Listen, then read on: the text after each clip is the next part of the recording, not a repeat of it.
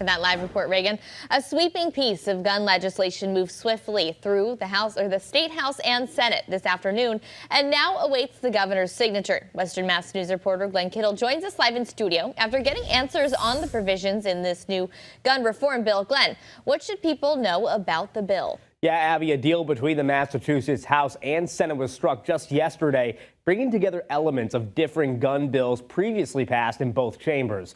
This compromise legislation cracks down on illegal ghost guns and invests in gun violence prevention programs and provisions that are much needed in the city of Springfield, which has seen a slew of gun violence incidents in the past month. In this matter, 123 in the affirmative, 33 in the negative.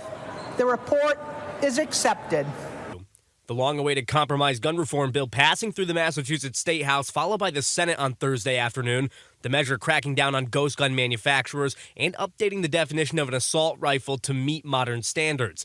The proposal also banning gun modifications like Glock switches, prohibiting firearms from non-law enforcement individuals in schools, polling locations, and government buildings, and using federal funds to promote community-based violence prevention programs. State Representative Carlos Gonzalez tells Western Mass News the importance behind this sweeping legislation. And we need to track and trace every single weapon. 90% of the weapons in the city of Springfield confiscated in crime have serial numbers. We need to go back, look at where those guns are coming from, hold whether it's a gun shop or a gun advocates that are selling these or somebody that illegally has obtained these guns through stealing them, and hold them accountable. The city of Springfield, coming off a record year of homicides in 2023, has been mired by gun crimes over the past few months. Most notably last month when Springfield police officer Nestor Santos was caught in the crossfire of a series of shootings, sustaining serious injuries to the face and leg. Lawmakers also working with gun owners to make sure their rights are protected.